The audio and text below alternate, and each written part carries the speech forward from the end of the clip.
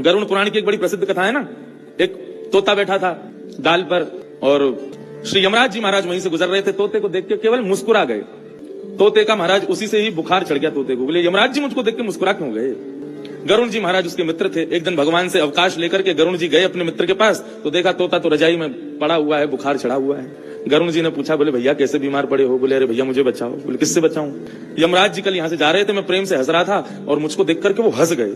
यमराज क्यों हंसे मुझे देख के? मुझे इतनी चिंता हो गई कि बुखार आ गया है, कहीं उनके दिमाग में मेरी मृत्यु का कोई भाव तो नहीं चल रहा।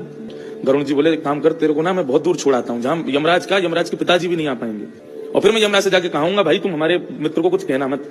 बोले हाँ भैया बड़ी कृपा होगी। गरुड़ जी बोले बैठ जा। पीठ पर बैठ करके गरुड़ जी उसको समुद्र के ऊपर से होकर के 7 समुद्र पार एक टापू में गुफा थी, उस गुफा के भीतर छोड़ाए।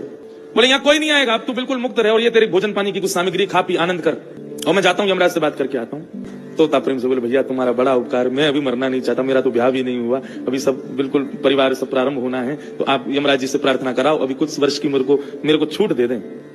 हाँ मैं जाता हूँ। गरुड़ जी गए उड़ करके यमराज जी के पास। यमराज जी ने स्वागत किया। यमराज जी से जाकर के गरुड़ जी बोले भैया। यमराज जी बोले कैसे आगमन हुआ? बोले आगमन ये हुआ, हम एक सिफारिश लगाने आए हैं। बोले कैसी सिफारिश? बोले हमारा एक मित्र है तोता, कल एक वन में डाल पर बैठा हुआ था, आप उसको देख करके मुस्कुरा गए, तब से ही उसका बुखार चढ़ा हुआ है। आप उसको देख के मुस्कुरा क्यों गए? आपका कोई उसको कुछ दंड देने का विधान तो नहीं है ना? कहीं उसकी मृत्यु आदि का कुछ सोच तो नहीं रखा आपने? यमराज जी बोले अरे कल वो वन में डाल पर जो बैठा था तोता, अच्छा उस वाले पेड़ के ऊपर बैठा था। बोला हाँ वही प्रभु उसको मारना मत, वो मेरा मित्र है।